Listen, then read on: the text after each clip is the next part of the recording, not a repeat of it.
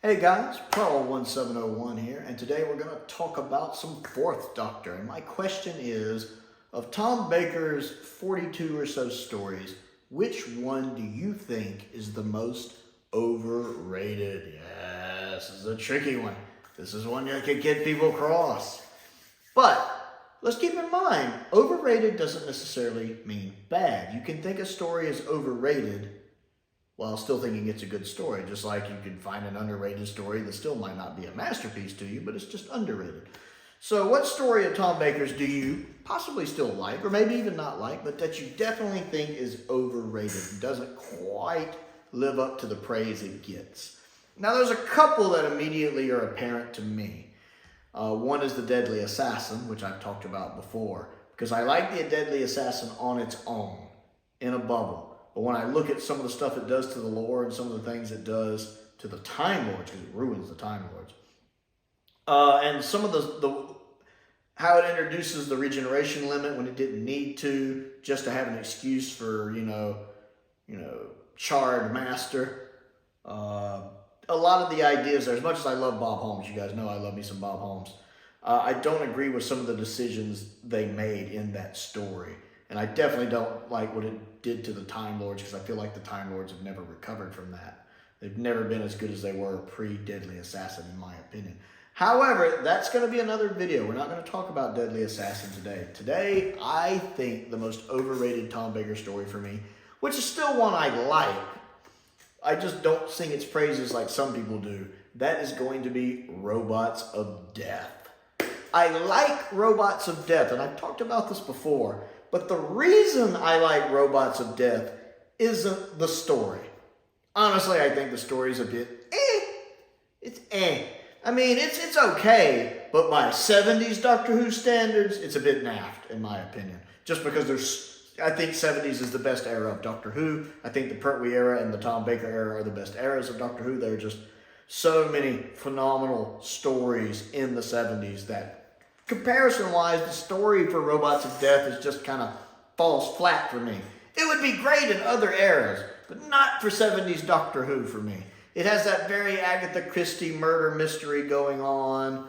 The story itself doesn't grip me much. What works for me is other things about the story, the execution of the story, much like the God Complex, where I don't really like the God Complex. I think the story's naffed. But I think the execution of the God Complex is done really well. The director did a phenomenal job making that story. Kind of the same here is where I don't mind the story. It's okay. But I like a lot of the elements that the production team and that the director chose for it. One, the actors are doing a good job. I really do enjoy the actors in this for the most part. They don't always have the best material. The one guy who's suddenly afraid of robots and goes into a panic, it's not his acting, it's the writing that's the problem there. The guy who's responsible for killing everybody is a bit manic, but he's supposed to be nuts, so.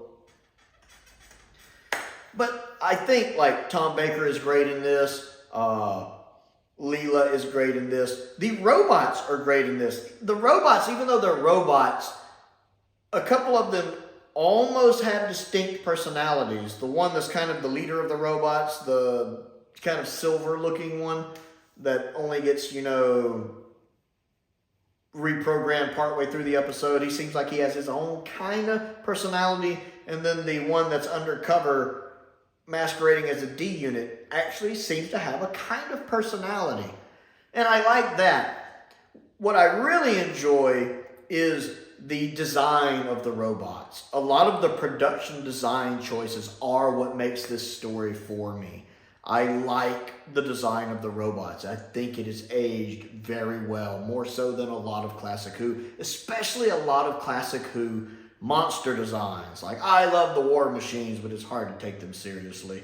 I love the machine I love Colony in Space, but it's hard to take that machine seriously. I love the machines from Paradise Towers, but it's kind of hard to take them seriously. The robots in Classic Doctor Who don't always age super well. Even as much as I love Robot, the Tom Baker's first story, Robot, it's obviously a guy in a suit. Come on, it's part of the charm. But I feel like the robots and Robots of Death are the best designed robots of Doctor Who. They've aged well. They have this kind of, I don't know, Renaissance or something look to them that you kind of see in, they kind of remind me of the robots in Voyage of the Damned. I mean, that also kind of reminds me of the Claws of Axos as well. If you take the Axons and the robots from Robots of Death and put them together, you have the robots from Voyage of the Damned, I think. And it's just a timeless design. It's a really good design. The voice work for them is really well done. It's aged really well. It brings such a rewatchability to this episode that the story doesn't, because it's kind of a whodunit that after the first time you know whodunit. And then the ship design. I love the interior of a ship design because it's not set up like a lot of 60s Star Trek and 60s, 70s, 80s Doctor Who, where they're showing you their version of the future, which is dated kind of badly. The big machines on the wall, you look at the Ark in Space. I love the set design for the Ark in Space, but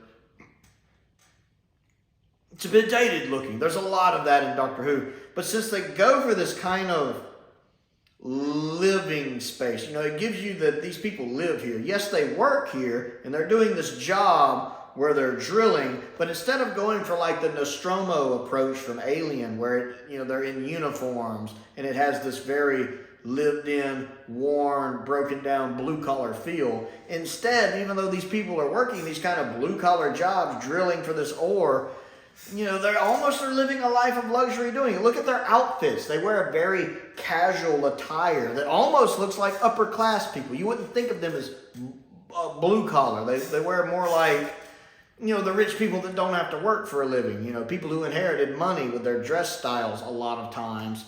And a lot of them have their own unique dress style, which is really nice. So they can show their individuality instead of having to, everyone wears the same uniform. Everyone's having to conform to the same uniform. Everyone has their own kind of dress style so they can express their individuality. But I love, the actual interiors of the ship where, it looks kind of like, again, this very Renaissance approach. It looks regal, like you're at a classy hotel. You're going on vacation, you're going down somewhere luxurious for your vacation, and the whole hotel is set up in splendor. It's one of those when you walk into the hotel and you see how it's designed, you're like, this is going to cost money. That's what it looks like, and I love that design. Those design choices really sell Robots of Death for me. That's the reason why I think it's a good story, not the actual story itself. And to me, I find that overrated just because while I like Robots of Death, I constantly see people it's like, it's one of Tom Baker's 10 best stories. And I'm like, no. I hardly ever rewatch it. I mean, I do rewatch it. I've seen it multiple times. I think I've seen it 2 or 3 times, but it's not one where I'm like, I need to watch Robots of Death. I'd rather watch Robot. I like Robot better than I like Robots of Death. To me, Robot's just more fun. And I tend to like, even objectively bad Doctor Who stories, I can enjoy if they're fun. And Robot, much like Horns of Nimon, is just relentlessly entertaining. I read that somewhere once the other day. Somebody was counting down, actually, the 10 best episodes of the 70s, I think, on somewhere, and they use the phrase relentlessly entertaining, and I love that. I'm bottling that and hanging on to that. It is relentlessly entertaining. That's why I love Robot.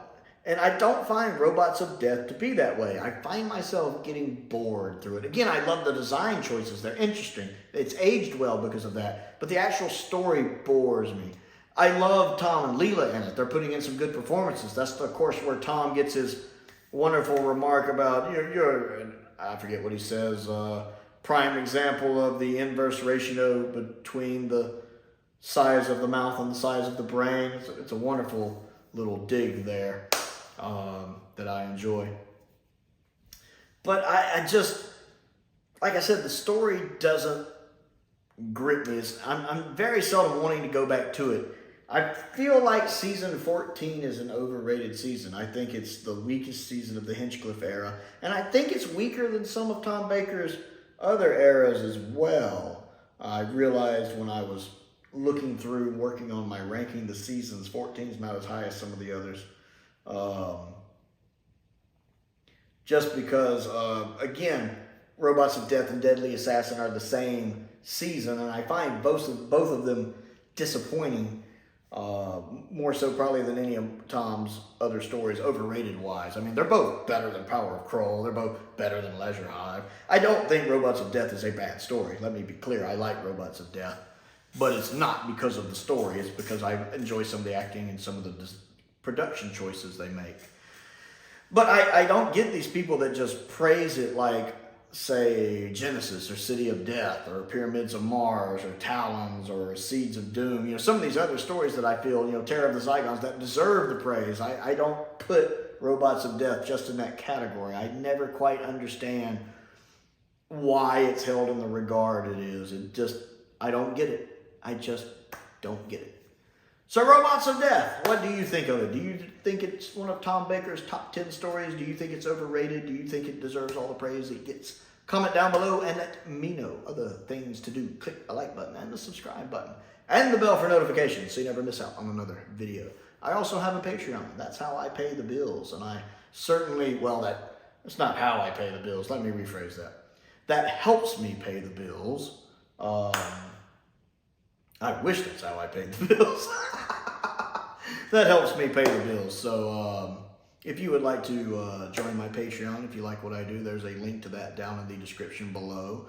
I want to give a shout out to Dr. Perkins, who just joined recently. I actually know him personally. He's also a big Doctor Who fan. It's always nice when we run into each other and we get to discuss Doctor Who.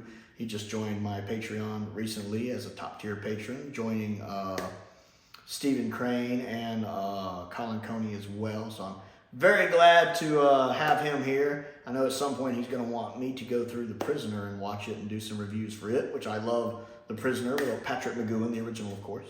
I have not seen it in so long. My memory is a hodgepodge of it. I do still remember the ending, though. I'm a big Patrick McGoohan fan. He's in several episodes of Columbo, and you guys know I love Columbo. So I'm looking forward to watching those as soon as I get access to them. As soon as I find a way to watch them, I'm going to watch them. I also have an Amazon wish list if you would like to send me anything there, and an Amazon UK wish list as well. And my P.O. box is also down there. Christmas is coming. Most importantly, though, thank you for watching.